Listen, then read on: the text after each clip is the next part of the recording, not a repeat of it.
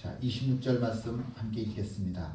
형제들아, 아브라함의 후손과 너희 중 하나님을 경외하는 사람들아, 이 구원의 말씀을 우리에게 보내셨거늘. 사도 바울이 예수님을 설명을 하는데 뭐라고 설명을 하냐면 구원의 말씀이다 라고 설명을 합니다.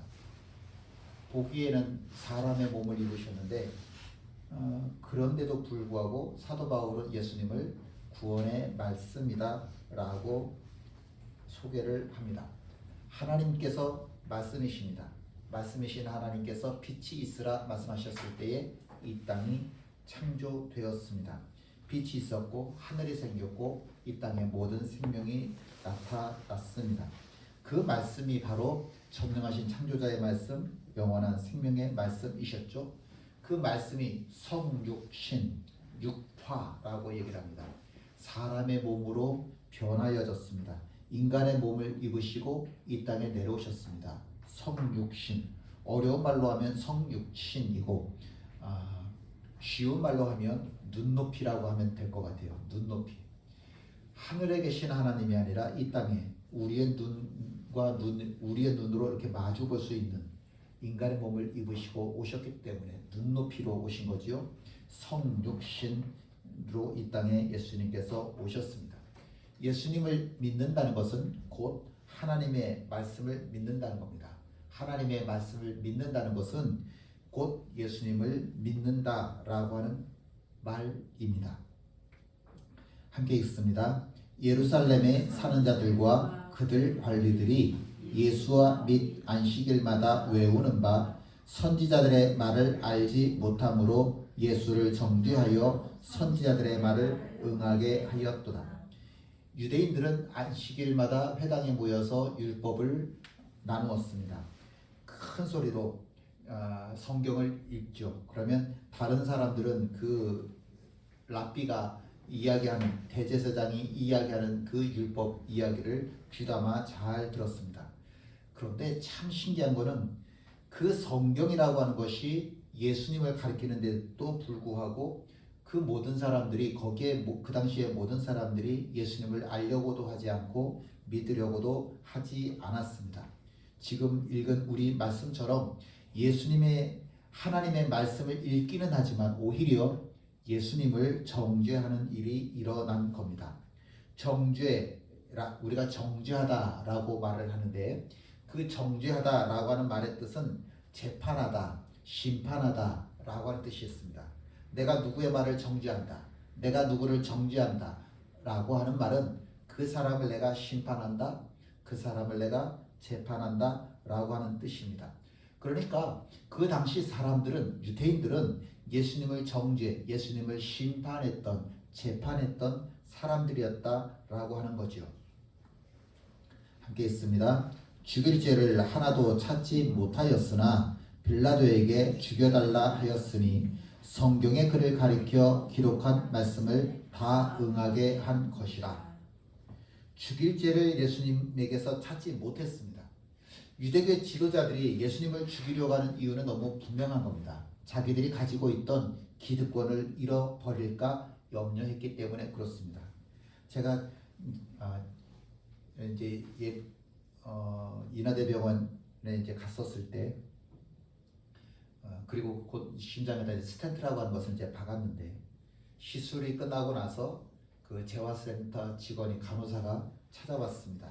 술 하세요? 술 안 먹어요. 담배 합니까? 담배 안 하는데요. 그럼 고혈압 있으세요? 없는데요. 당뇨는요? 없는데요. 혈압은요? 정상인데요. 근데 왜 심장이 이렇게 됐을까? 결국은 이제 스트레스라고 하는 것밖에 없었으니까 그 간호사가 제 앞에서 한숨을 푹 내쉬더라고요. 자기도 교회 다니는 사람인데, 그 교회에서 쉼을 얻어야 되는 그 자리에서 어떻게 예배를 드리다가 쓰러집니까? 이거 참 어떻게 이해해야 될지 잘 모르겠습니다. 그러더라고요. 보니까 그 목사님들 중에 저처럼 이렇게 심근경색이신 분들이 굉장히 많더라고요. 근데 조사를 해보면 직업군으로 따지고 보면 목사님들이 제일 많은 것 같아요. 목사님들이 앓고 있는 질환 중에 제일 많은 게 심근경색이 아닌가 싶더라고요. 그래서 그 의사가 그러더라고요. 목사님 스트레스 받지 마세요. 그러는데 그 스트레스라고 하는 게 별거 아니잖아요. 이런 거잖아요. 십자가 앞에서는 모든 걸 다 내려놔야 되는데, 짐을 내려놔야 되는데, 그리고 십자가를 져야 되는데 자꾸 짐은 내가 짊어지려고 하고 십자가는 내려놓으려고 하는 거죠. 이게 짐이라고 하는 게 내 거가 아니라는 말이에요. 이게 세상이 나에게 지어진 짐이고 마귀가 나한테 지어진 짐인데 이걸 자꾸 내 것처럼, 이거 내 생각이라고 자꾸 부여잡고, 내 감정이라고 자꾸 부여잡고, 내 분노라고 자꾸 부여잡고 있는데 내 거 아니라니까요. 내 거 아니니까 이걸 좀 놓으면 떠나갈 텐데 이걸 내려놓지를 못하는 거죠. 그게 스트레스죠. 그게 목사님들이라고 해서 예외가 아니고 오히려 목사님들이 정말 많이 이게 심근경색으로 쓰러지더라고요. 제가 그렇더라고요. 제가 제 문제라고 하는 것을 제가 너무 잘 끌어안고 있는 거죠. 이게 내 거 마냥, 내 거 아닌데. 이것도 기득권인지 모르겠는데 이걸 기득권이랍시고 내 감정이라고 딱 부여잡고 있는 내 모습이 정말 너무너무 한심했었습니다. 유대교 지도자들 기득권이라고 주장하는 거 그거 별거 아니거든요. 명예, 권력, 부귀, 영화 그런 거 별거 아니거든요. 그거 내려놓으면 되는데 그걸 그렇게 내려놓지를 못하고 오히려 자기들의 기득권을 포기하는 대신에 예수님을 죽여버리더라고요. 여러분 우리가 좀 잘 생각하면 좋겠습니다. 내가 스트레스라고 생각하는 것들은 다 어떤 것들이냐면 이거 내 감정 아닌데 마귀가 내 마음속에 넣어준 감정인데 자꾸 내가 부여잡으면 그게 스트레스예요. 분노라고 하는 거 자꾸 내가 부여잡는데 그거 마귀가 내 마음에 넣어준 거지 그거 내 거 아니에요 본래. 까마귀가 지가 알라고서는 남의 둥지에다 쓱 밀어넣잖아요. 똑같은 거예요. 마귀가 내 마음에 집어넣어놓은 그 더러운 것들을 자꾸 내 거라고 부여잡는 게 그게 스트레스더라고요. 그게. 그 유대인들은 예수님 죽이기 위해서 자기들의 기득권을 포기하지 못하는 겁니다. 여러분 결국 스트레스 받는다고 하는 건 내가 예수님 십자가에 못 박는 거랑 똑같더라고요. 결국은. 빌라도는 유대교 지도자들로 인해서 이 유대인들이 폭동을 일으킬 것 같아서 어쩔 수 없어서 예수님에게 사형을 선고했고 그래서 예수님께서는 십자가에 달려 죽으셨죠. 그렇게 예수님께서 이 땅에 오셨는데 33살이라고 하는 젊은 나이에 너무 아까운 나이에 십자가에서 달려 죽으셨죠. 사람들이 보기에 예수님의 죽음이라고 하는 것은 실패처럼 보이는 거예요. 야 33살밖에 안 되는데 사람들이 메시아라고 그랬는데 죽었네. 허무하게 저주 가운데 사람들이 보기에는 실패였습니다. 그러나 하나님께서 보실 때는 하나님의 눈으로 볼 때는 예수님의 죽음이라고 하는 것은 이 땅에서 이루어져야 될 열매가 성취되었던 순간이었습니다. 함께 있습니다. 그는 실로 우리가 받아야 할 고통을 대신 받고 우리가 겪어야 할 슬픔을 대신 겪었다.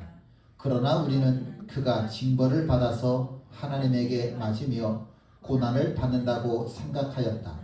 그러나 그가 찔린 것은 우리의 허물 때문이고 그가 상처를 받은 것은 우리의 악함 때문이다. 그가 징계를 받음으로써 우리가 평화를 누리고 그가 매를 맞음으로써 우리의 병이 나았다. 우리는 모두 양처럼 길을 잃고 각기 제 갈 길로 흩어졌으나 주님께서 우리 모두의 죄악을 그에게 지우셨다. 그는 굴욕을 당하고 고문을 당하였으나 아무 말도 하지 않았다. 마치 도살장으로 끌려가는 어린 양처럼 마치 털 깎는 사람 앞에서 잠잠한 암양처럼 끌려가기만 할 뿐 아무 말도 하지 않았다. 그가 체포되어 유죄 판결을 받았지만 그 세대 사람들 가운데서 어느 누가 그가 사람 사는 땅에서 격리된 것을 보고서 그것이 바로 형벌을 받아야 할 내 백성의 허물 때문이라고 생각하였느냐. 예수님께서 이 땅에 오시기 700년 전에 예언하였던 것입니다. 무엇을 예언했습니까? 예수님의 고난입니다. 그 예언처럼 예수님께서는 대제사장들, 총무도, 바리새인들, 사두개인들에게 끌려가서 곤욕을 당하시고 신문을 당하셨고, 로마 군병들에게는 채찍질을 당하셨고, 결국에는 십자가를 짊어지시고 골고다 산에 올라가셔서 죽으셔야만 했습니다. 십자가의 사지가 다 못 박히고 창에 찔리는 이 땅에서 가장 비참하다고 하는 그 십자가 형벌을 받아 죽게 되셨습니다. 그런데 성경은 여기서 이야기 끝내지 않고 이렇게 얘기를 하는 거예요. 하나님의 말씀이 성취되었다라고 이야기를 하는 겁니다. 하나님의 말씀이 성취되었다. 예수님께서 징계를 받으심으로 인해서 우리가 평화를 누리게 됐다라고 하는 이 사실을 누가 알 수 있겠습니까? 예수님께서 채찍질을 당하셨더니 내가 나음을 받았다고 하는 이 사실을 누가 알 수 있었겠습니까? 아무도 몰랐습니다.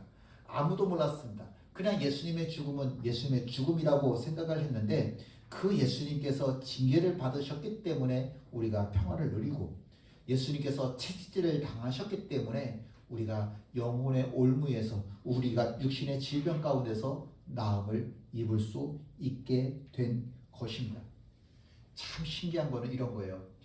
유대인들은 자신들의 기득권을 위해서 예수님을 죽였지만, 그런데 그 욕심, 인간의 더러운 그 욕심을 하나님께서는 도구로 삼으셔서 하나님의 말씀이 이루어지는 도구가 되게 하셨다라고 하는 겁니다. 함께 읽죠. 내가 이새의 아들 다윗을 만나니 내 마음에 맞는 사람이라 내 뜻을 다 이루리라 하시더니, 하나님이 약속하신 대로 이 사람의 후손에서 이스라엘을 위하여 구주를 세우셨으니 곧 예수라. 하나님께서 다윗의 족보를 통해서 이 땅에 예수님을 보내셨지요.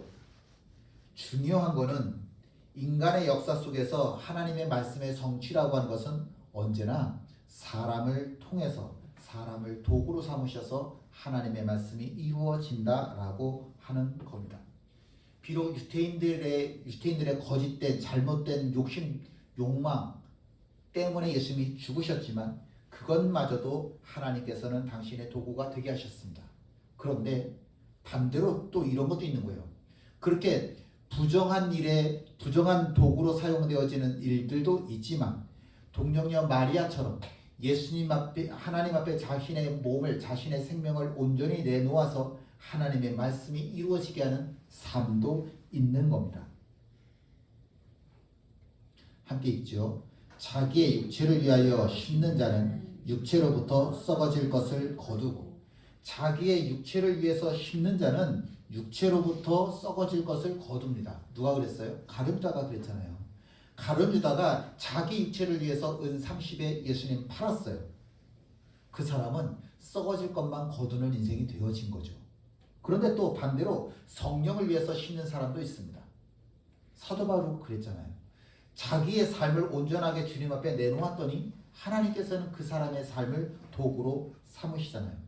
결국은 모든 사람들은 좋건 싫건 간에 선한 도구로 사용되어지는 사람도 있고 악한 도구로 사용되어지는 사람도 있습니다. 나무들이 많은데 어떤 나무는 과실수가 되어서 열매를 맺고, 어떤 나무는 어떤 사람들은 가시나무가 되어져서 그저 과일 열매 있는 나무들을 보호하기 위한 그런 도구로 사용되어지는 겁니다. 모든 사람들은 내가 깨닫지 못해도 분명히 두 가지예요. 선한 도구로 사용되어지든지 아니면 악한 도구로 사용되어지든지. 이게 차이점이에요. 인생의 사람들의 차이점입니다. 내가 부자냐 가난한 자냐, 배웠냐 못 배웠냐, 나이 많으냐 젊으냐, 남자냐 여자냐, 아니요. 하나님 앞에서 이 사람은 선한 도구로 사용되어지든지 이 사람은 악한 도구가 사용되어지든지 그 차이밖에 없는 겁니다. 함께 읽지요. 서 있다고 생각하는 사람은 넘어지지 않도록 조심하십시오. 하나님의 말씀을 자기 욕망보다 하나님의 말씀을 자기 욕망보다 앞세우면 아니죠. 하나님 앞에서 자기 욕망을 앞세우면 누구든지 넘어질 수 있습니다. 그게 사도 바울이라고 하더라도 하나님보다 자기 욕망이 앞서면 그건 사탄의 도구가 될 수밖에 없습니다. 사람이 그래요. 오늘은 내가 하나님의 거룩한 도구이지만 나도 모르는 사이에 언제든지 마귀의 도구가 될 수 있는 게 그게 사람입니다. 예전에 임진왜란 때 일본에서 우리나라 쳐들어왔을 때 우리나라 사람들이 사용하는 요강을 들고 가서 일본 사람들이 자기네 나라 보물단지로 썼잖아요. 우리나라에서 요강인데 일본 사람들 눈엔 너무 좋아 보이니까 그걸 들고 가서 보물단지로 사용했지 않습니까? 분명히 좋은 건데, 분명히 우리가 보기엔 천한 건데 일본 사람들 눈에 너무 귀한 거예요. 하나님 눈에는 너무 귀한데 어느 내일 그 사람 인생이 가장 비참한 인생이 될 수 있는 거라고요. 또 반대로 너무너무 비참한 것이 인생이었는데도 불구하고 하나님 만나는 그 순간에 사도 바울이 예수님 믿는 사람들 폭도로 여겨서 다 잡아 죽이던 그런 사람들이 하루아침에 변하여 예수 전하는 인생으로 변할 수도 있는 거고요. 누구든지 선줄로 생각하는 자는 넘어질까 조심해야 됩니다. 완전히 거룩한 사람 없어요. 그런 사람은 이 세상에 존재하지 않습니다. 철저하게 악한 사람, 그런 사람도 이 세상에 존재하지 않습니다. 내일 그 사람 하나님의 가장 선한 도구로 사용되어질 수 있습니다. 여러분 거룩하십니까? 나는 거룩한 자가 아니에요. 거룩해지기 위해서 오늘도 애쓰는 자이지. 내가 온전한 자입니까? 내가 깨끗한 사람입니까? 깨끗하려고 노력하는 자이지 완전한 자가 되려고 노력하는 자이지. 그럼 내가 타락한 자입니까? 타락에서 벗어나려고 일어서려고 깨끗해지려고 거룩해지려고 애쓰는 자이지.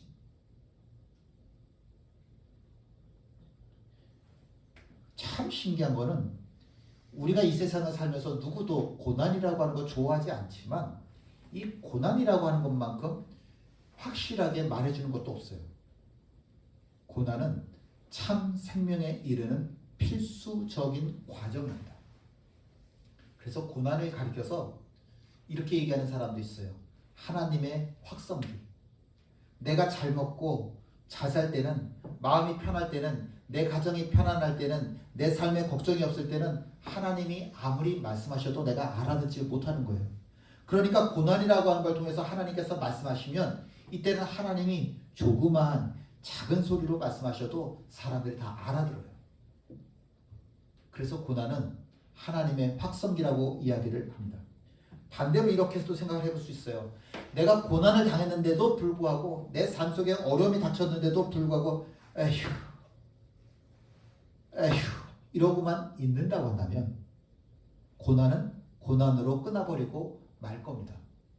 산모가 아기를 낳아야 되는데 아기를 낳지 못하고 아기 낳을 힘이 없어서 에휴 그러고 있으면 어떻게 돼요? 아기도 죽고 산모도 죽어요. 에휴가 아니죠. 대사를 넘어 험곡에 가도 빛 가운데로 걸어가면 찬송이 나와야 되는데 찬송이 나와야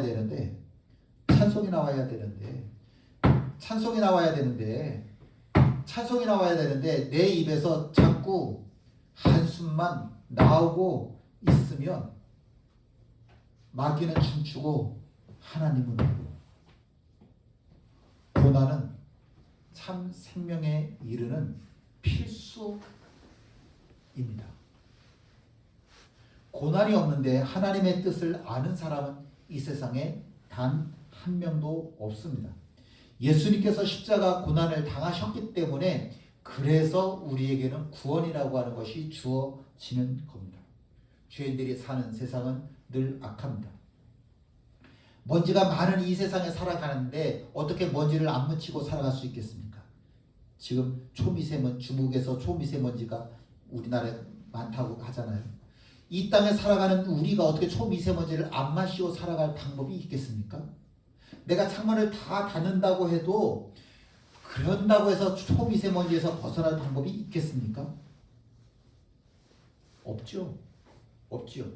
이 세상에서 하나님 말씀대로 살아간다고 하는 사람들이 고난을 안 받을 방법은 없는 겁니다. 난 고난받기 싫어? 아니요. 내가 마음이 아프기 때문에, 내가 눈물 흘리기 때문에, 그래서 내가 기도하기 때문에 지금 하나님의 말씀은 이루어져 가는 겁니다. 내가 고난받는 만큼 내가 주 앞에 옳게 서려고 애쓰고 있기 때문에 대사를 넘어 험곡에 가도 빛 가운데로 걸어가면 찬송하니까 하나님께서는 영광 받으실 줄 믿습니다. 우리의 고난은 절대로 헛된 것이 없습니다. 우리의 고난 중에 버려도 되는 쓰레기는 이 세상에 존재하지 않습니다. 1933년 히틀러 나치당이 일당 독재 체제를 확립하고 그때부터 1933년부터 독일 교회는 히틀러의 앞잡이 노릇을 하게 됐습니다.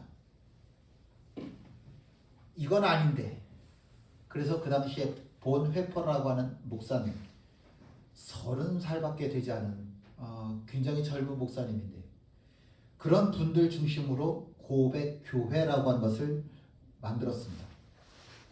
그 고백교회라고 하는 것을 통해서 히틀러라고 하는 사람이 총독이지만, 그 나라의 총독이지만 지금 잘못하고 있다. 교회가 이렇게 하면 안 된다. 그리고 맞서서 싸우는 일에 전적으로 나섰습니다. 그리스도만 고백해야 된다. 예수정신, 예수정신. 히틀러? 아니야. 예수정신, 예수정신. 그렇게 선포하기 시작을 했습니다. 그러자 눈에 가시였던 이 고백교회를 히틀러는 즉각 해체시켜버렸습니다. 1939년 보네퍼는 미국 유니언 신학교에 가서 강의를 하게 됐습니다.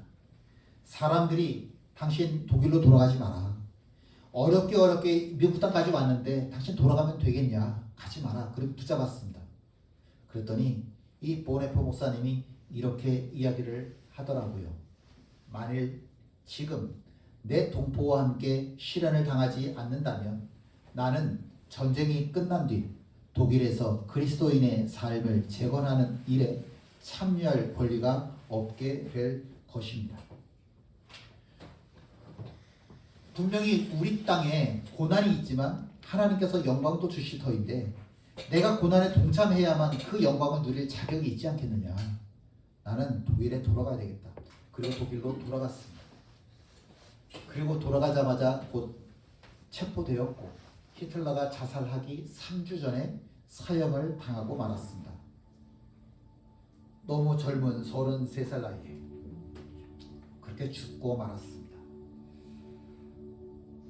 어떻게 보면 참 무모한 모습일 수도 있을 겁니다.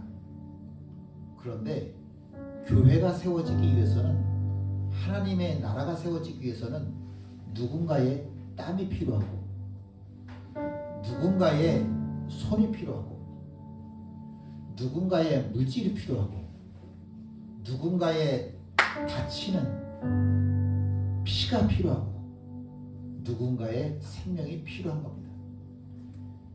이 세상에 십자가 없는 영광이라고 하는 것은 존재하지 않습니다. 이 세상에 십자가가 없는 승리는 존재하지 않습니다.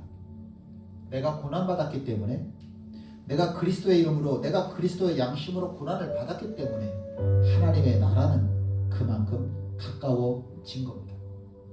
내가 하나님의 이름으로 여전히 살아가면서 누군가의 총부리에 죽는 그런 순교를 당하지 않지만, 오늘 내가 선 자리에서 땀 흘리고 가슴이 다치고 무릎이 다치고 울고 상하는 그런 모습으로도 여전히 십자가 붙잡고 있는 그 모습을 백색 순교라고 이야기를 합니다.